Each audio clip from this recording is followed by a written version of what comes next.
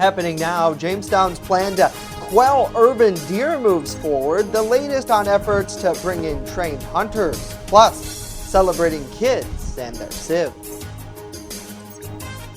Well, it's going to be another day of the sticky stuff, but is there any relief in sight? I'll tell you about it next as the news at noon starts right now. Live and on demand, this is WNY News Now. This is WNY News Now with live breaking news.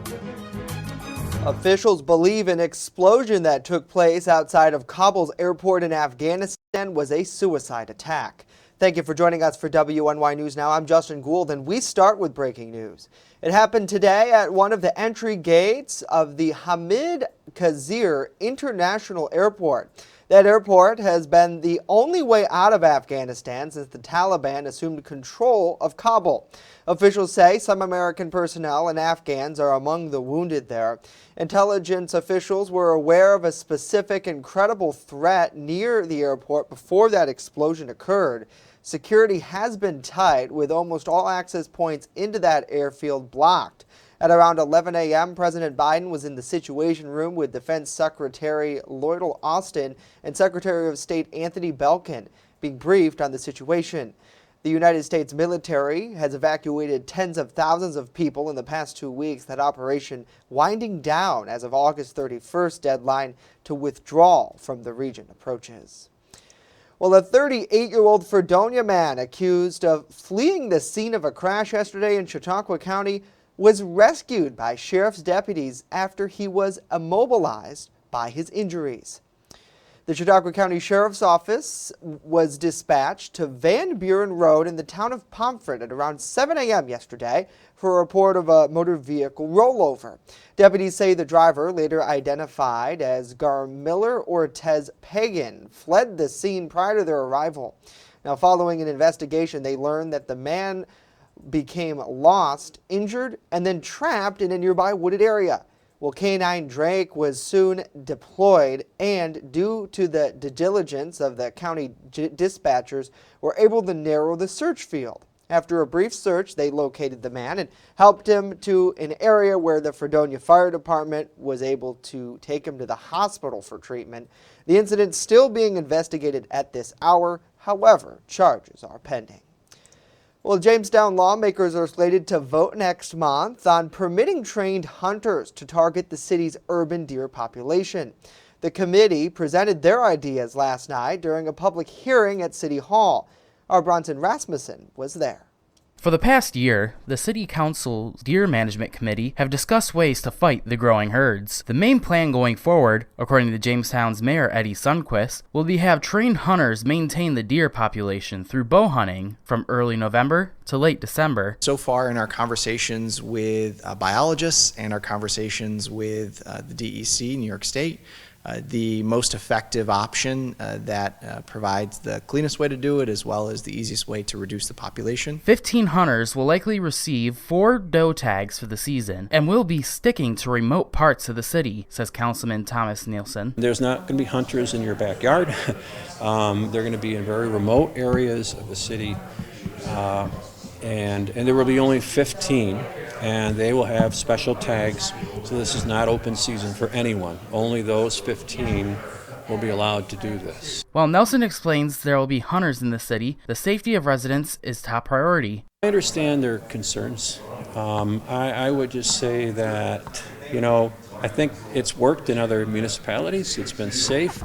And I think it can work here. At least half of the meat harvested will be donated to local food pantries as well. The council will be presented with a plan on September 20th, and if all goes well, lawmakers could approve the resolution during their Monday, September 27th voting session. Bronson Rasmussen, WNY News Now. Brunson, thank you. The council failed to pass a similar measure last year that would have permitted trained hunters to target urban areas. Well, the Chautauqua County Legislature seat previously opened is now filled. Officials announced last night during their August legislative meeting that lifelong county resident John Penhall will now represent District 7. Penhall replaces former legislator Mark Odell, a Republican who resigned earlier this month following his move to Florida. He briefly addressed the legislature, explaining how he's had a wife and 3 kids here locally. He's served on the County Planning Commission for roughly 10 years. Although he isn't officially listed on the county's Board of Elections site as a candidate, it's likely that he will be re-elected to a full term as no other candidate is listed. Well, a camp connecting special needs children and their siblings took place this week in what organizers hope is the first of many get-togethers. Patrick Smeraldo took a 3-day trip around Chautauqua Lake last week, raising money to hold the first annual Kids and Sibs summer camp at Camp Anyasa. During his walk, Smeraldo says he was humbled to receive the community support. In addition to the troves of well wishes, the walk raised over $8,400, which helped pay for the camp. While in the great outdoors, kids received their regular camp experience with things like arts and crafts, to karate lessons, to time enjoying the lake's beauty. Smeraldo says that collaboration among several child-focused organizations was ultimately what led to this success. So the goal is we just have camp where kids with disabilities are allowed to go and interact with kids without them. So we'll work our way into that, but this was a great first start, and it was earth-shattering for me. In total, 60 kids took part. In addition to the activities, the siblings without disabilities met with adults who came from similar situations who provided mentoring advice. Well, we thank you for joining us for WNY News Now. Let us know what you think about these stories and more in the comments down below for those of you watching us on Facebook Live, and for our friends watching us on channel 716 on Roku. We welcome you. Thanks so much for tuning in. It's easy to stay up to date with us on your television now. You just search channel 716. It's as easy as that. Add it to your Roku device, and we'd be happy to hear from you. Well, one thing that we're not too happy about today is the weather, the heat and humidity still gripping our region, Dakota, but I know a little bit of relief is on the way, right? Yes, I mean, we're going to see a little bit of relief, but we have to get through this first, and it's just going to be another steamy day. Warren Citibank Skycam shows you just a few of those clouds over the Hickory Street Bridge, 77, but look at that dew point at 70s. So that is the problem. When we have the dew points in the 70s, that means, yeah, humid, tropical air. It's the air you can wear, so enjoy it if you can.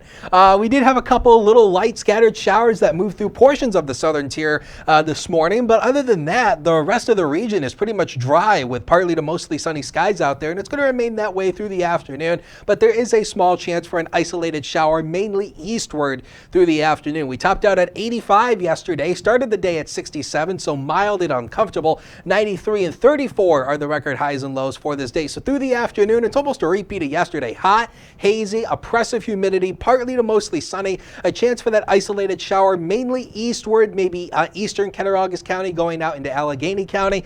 80 degrees right at the immediate Lake Erie water to 89 south and inland with a southwest wind averaging 4 to 10 miles per hour. We do see a little bit of relief coming in that 7-day. I'll let you know when it will get here in just a few minutes, Justin. All right, Dakota, we'll see you back in 10 minutes. Thank you. Well, Pennsylvania schools need a statewide requirement that students in the classroom will wear masks as protection against coronavirus. The Democratic governor wrote in a letter to legislators yesterday.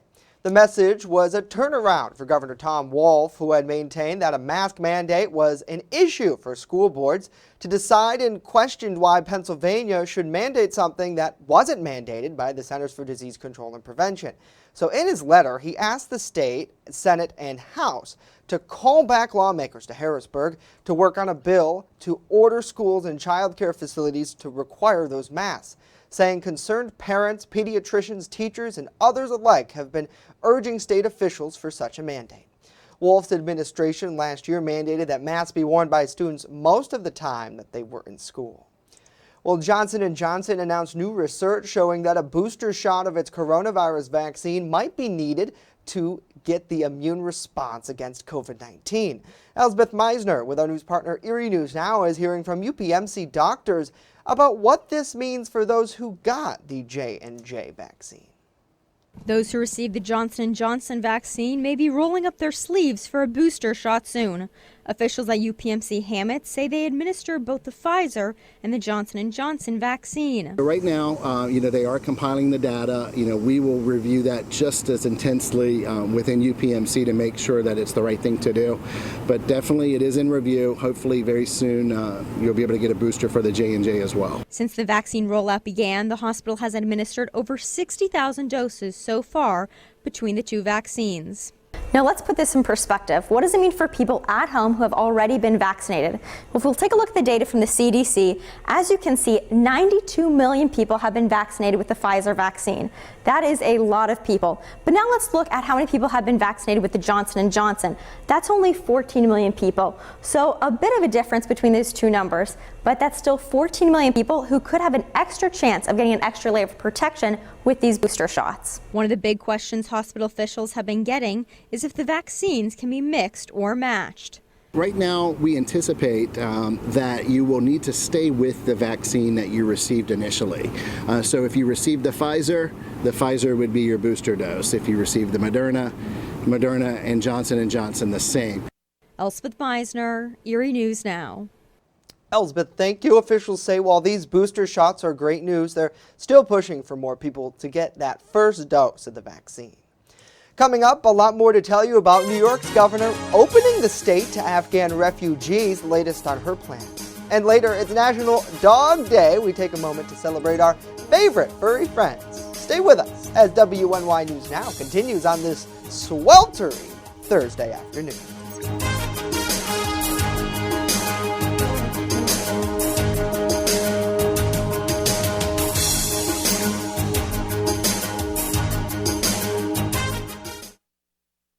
With coverage that matters. This is WNY News Now. EagleZip.com is your local one-stop shop for all of your home and business computer needs. Located on Fluvan Avenue Extension, just outside of Jamestown, EagleZip.com sells and services all brands of desktops and laptops, as well as servers and network equipment for your business. All new computer sales include transferring your data from your old computer plus a 2-year warranty. Call EagleZip.com today. Stop by EagleZip.com today and let us make computers easy for you. Located along the Amish Trail, the Randolph Retail Company offers a variety of clothing, jewelry, and gifts for any occasion. Offering uptown merchandise at small-town prices, our locally owned business balances quality and value. With complimentary gift wrap here at the Randolph Retail Company, we pride ourselves in personal service. Check out our Facebook page or stop in today at 127 Main Street, Randolph, just a 20-minute drive from Jamestown. You're watching WNY News Now, where coverage comes first. A 35-year-old Northeast Pennsylvania woman is accused of leaving 2 dogs in a cage without proper food and water. The Chautauqua County Sheriff's Office says that deputies responded to an animal complaint on Park Street in the town of Sherman around 6 p.m. last Thursday.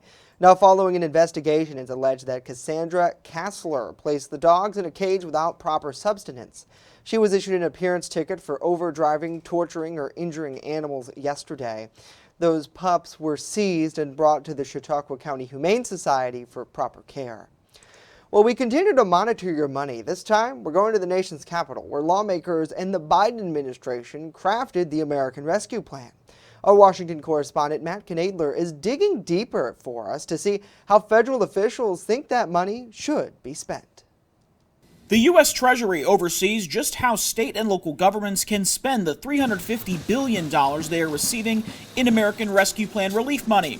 Earlier this year, they offered interim guidance on those rules. We first brought you that story back in June. It's going to make it possible for an awful lot of educators, first responders, sanitation workers to go back to work. So I reached out to the Treasury Department over the last week or so to see if those rules have changed. Officials declined an on-camera interview for our story, but a Treasury spokesperson tells me our local governments should continue relying on that interim rule as they begin receiving and spending their money. So we looked into the 39-page roadmap of sorts to see if Treasury and the Biden administration suggest local officials spend that money in one key area. And as it turns out, the list of eligible uses is actually pretty long and at points also pretty broad, with 4 main eligible use categories: public health and aid to those economically impacted by the pandemic, premium pay for essential workers, offsetting pandemic-related tax revenue losses in the last fiscal year, and infrastructure upgrades. For 3,000 counties in America, we're seeing 3,000 different ideas about how to improve their residents' lives locally. Mark Chautauqua is with the National Association of Counties here in Washington, D.C. He says the language is intentionally vague because some counties were hit harder than others by COVID, meaning they will have different needs moving forward. And that's what we are counting on all of America's 3,069 counties to do, which is to invest this money wisely and efficiently in these types of services that our residents say they need to be prosperous in the 21st century. There are 2 areas where relief funds cannot be used: padding pension programs, and states and territories cannot use the money to cut taxes. Now, there is one other option for local and county governments to get the most bang for their buck: pooling their money together. If there's a local municipality that doesn't really have the need for the money they were given, can they give it to the county and almost earmark it for like collectively, can they earmark it for an internet project, a broadband project? Intergovernmental transfers are allowed in Treasury's interim final rule. Maybe a town or a city will transfer money to a county for a large broadband project, or the state, county, and a city would pool their money together to enter a public-private partnership with a local service provider. Treasury officials tell me that of the $350 billion approved in the American Rescue Plan, over $230 billion has already been sent to states, territories, and localities. In Washington, Matt Knadler reporting. Matt, thank you. Well, Governor Kathy Hochul announced New York State is prepared to welcome the arrival of Afghan refugees. In a press release yesterday, she says she's excited to continue New York's proud tradition of welcoming those who are fleeing prosecution of war. Overseen by the State Office of Temporary and Disability Assistance, the state's Refugee Service and Office for New Americans will resettle those newly arriving and help them transition to life in New York. The program helps refugees achieve economic and social self-sufficiency, as well as providing proper foster care. New Yorkers seeking to support incoming Afghans could contact that agency. Between October 2020 and July 21, over 450 refugees resettled throughout the state. That number includes 140 Afghans and an additional 80 individuals on an immigrant visa, most of them who were from Afghanistan. Well, outside of Kabul's international airport, tensions are rising. And in fact, as we told you at the top, an apparent suicide attack blamed for an explosion at the airport this morning. All this as time is running out for people to escape that country by the August 31st deadline. Britt Conway with more on whether that deadline is feasible and what happens next. The weight, the fear, the exhaustion, the desperation. Emotions running high at Kabul International Airport. This is the moment they're all waiting for, hoping for. In just 24 hours between Tuesday and Wednesday, about 19,000 people were evacuated. And more than 82,000 have been flown out of Kabul since August 14th. But there are at least 500 and maybe as many as 1,500 Americans waiting to get out, not to mention Afghan allies. But U.S. troops are set to leave August 31st. I don't see how we can get out what I think is a higher number of American citizens, not to mention the Afghan interpreters. The Secretary of State says he believes it can be done. We're on track to complete our mission by August 31st, provided the Taliban continue to cooperate and there are no disruptions to this effort. But disruption is already happening. There are reports the Taliban is blocking Afghans from the airport. And a U.S. defense official says an attack by ISIS-K, a sworn enemy of the Taliban, is a very real threat. We're operating in a hostile environment. Contingency plans are in the works and the possibility of continued efforts even after the official operation ends. After that, for the future of this country in chaos. That intense diplomatic work is ongoing. I'm Britt Conway reporting. Fast, accurate, and everyday. First Defense Weather. Well, hey, this is a graphic calling for all you weather geeks out there. The National Weather Service in Buffalo is looking for a new cooperative observer in or around the village of Cattaraugus to take daily rain and snowfall measurements. And being a part of the co-op program, you will get a free rain gauge and snow stick. And this is very important. And, you know, we all talk about how important you guys are to the weather process. We need people who take these rainfall totals and snowfall totals during the winter. And if you are interested and you live in or around the town or the village of Cattaraugus in Cattaraugus County, contact the Weather Service directly at 565-0204, or you can email Don Kelly, who maintains this program, at don.kelly@noaa.buff.com. I believe that's his email address, but we'll throw it out on social media for you so that way you can get that as well. Now, today would be a nice day to hit the golf course, but it's really going to be humid out there, so water is recommended, no alcohol. Okay, when it's hot and humid like this, do not drink alcohol outdoors. But we will be in the lower to mid 80s through the day today. There will be a spotty shower mainly eastward, but I really wouldn't worry about that. I think the majority of the day will be mainly dry. Now, same as yesterday, there is a heat advisory north of here, which includes the Buffalo and Rochester metro areas. Does not include the southern tier, but you know, like I mentioned yesterday, it doesn't matter that there's no heat advisory. It's still going to be warm out there. You'll see the forecast heat indices likely going up into the lower 90s through the afternoon. So again, you know how to, stay cool, air conditioning, water, all that stuff. And here's what's happening. High pressure breaking down across the northeast. Here's a trough moving in here. This is the next cold front that moves our way on Friday. We see some severe weather back across the Midwest, but we do think tomorrow the severe weather should be away from here. We don't expect any severe weather tomorrow either. So notice how Future Scan paints up a couple isolated showers again, mainly eastward. It's a small chance, but just be aware of that there could be a isolated shower. Partly to mostly cloudy tonight. Some valley fog sets up overnight, and then tomorrow, scattered showers and thunderstorms develop as that cold front moves through. The front really doesn't produce much in the way of cooling or relief. I'm sorry, but it does bring the temperatures down just a smidgen, just a little bit. And then by the time we go into Saturday, we'll see the heat and the humidity returning once again. So the inland areas today, where we're going to top out for high temperatures today, we're likely looking at lower to mid 80s across much of the region today. More heat, more stick, and do expect an isolated storm mainly in Cattaraugus County. The future is up here on the screen. We got 82 tomorrow. The front does bring the temperatures down a little bit. Then the oppressive heat and humidity returns for the weekend. Maybe some downpours on Monday, but look at as a strong cold front moves our way after Monday night. Yeah, more refreshing air returns. We'll take a break. Be right back.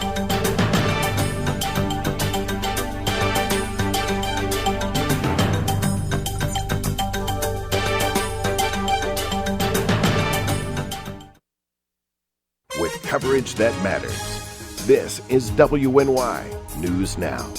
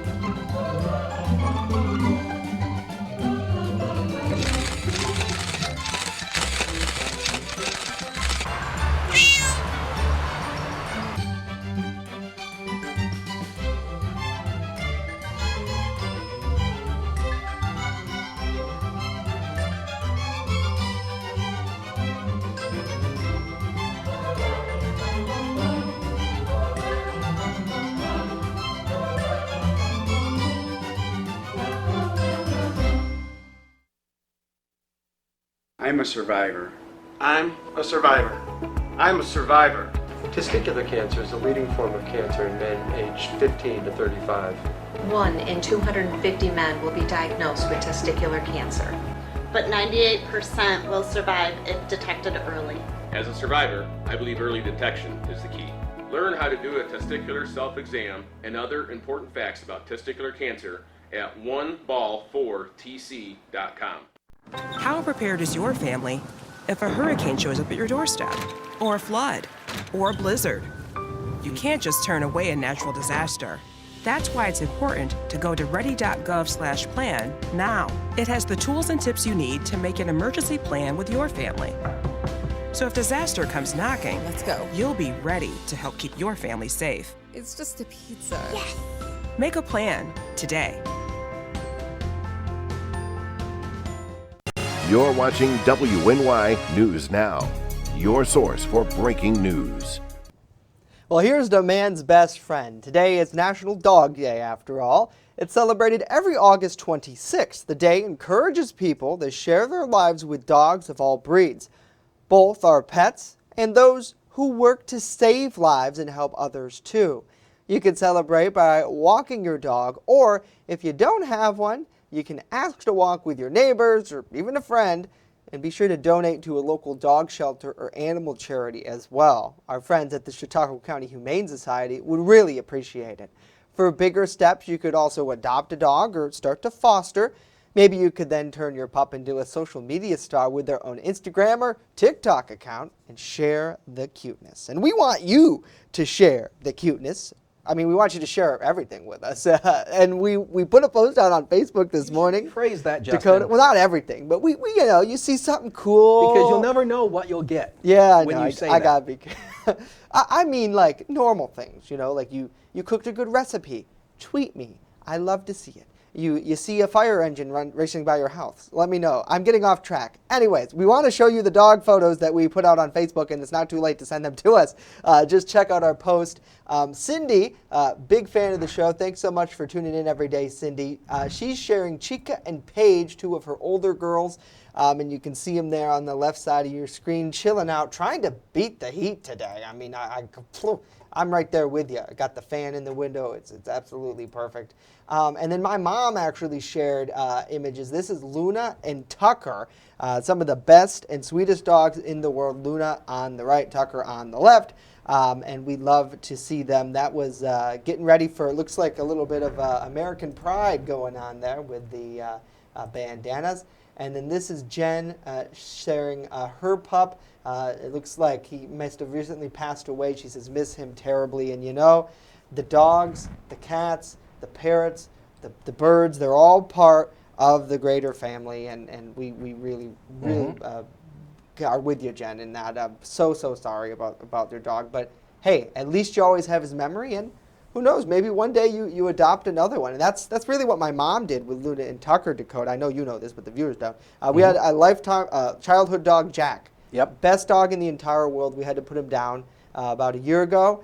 And probably 6 months later, we got Tucker. And I swear, a little bit of Jack is in Tucker. And it's just the mannerisms. Maybe it's just the way that we treat the dogs. But, they love my mom, which is great. Well, I mean, I've shared the story before about how when I was a little kid, I wanted a dog, and then my mother got me a cat for my birthday. But, it is what it is. And I mean, I've always wanted a dog, and I still would like to have a dog. But where I live, can't have dogs or pets. Right. So, speaking about keeping your animals in memory, one of the great ways you can keep them in memory is by using a good picture of them as a background picture. And on my computer right here, there he is. I have a picture. There we go. I have a picture of, this is the last picture ever taken of Ginger. This was in the car as we were heading toward I think we were, because at the time I lived in Buffalo, and we were in the car taking her to, I think, the Erie County Humane Society, and having her put down, unfortunately, because she was sick. And right. But, sometimes it's the best this thing is how to I do keep her in memory, by my computer desktop background. And she will always be with you on your computer and right here. And more. Right here. Believe me. Yeah. And who knows? Maybe you'll have another Ginger in your life. They come at no more unexpected cats. No more cats. No more cats? Nope. No. Dog. Because parakeet. you see, she was the perfect cat. We will never find another cat like Ginger again. Yeah. It's hard to fill the shoes, but I don't think you're not necessarily filling the shoes, but rather you're just saving another one. And that's always what I've always thought about with animals, especially, we partner closely with the Humane Society. I love their work. They really do change the lives of so many of these animals who, in other cases, wouldn't have anywhere to go. But at the same time, those animals have their paw prints on your life as well. And they really I mean, it's truly incredible. You're having a hard time down and out. I swear, loving a dog or a cat, if the cat's up for it, then it really makes you feel better. It's incredible, and I'm just so thankful. So please keep sharing your photos throughout the day. WNY News Now on Facebook. I believe we have a post up on Instagram as well, so we'd love to see it. Well, that's going to do it for Dakota and I today. Of course, news continues 24/7 at WNYNewsNow.com. We're back tomorrow with our TGIF edition and our Pet of the Week. We'll see you then.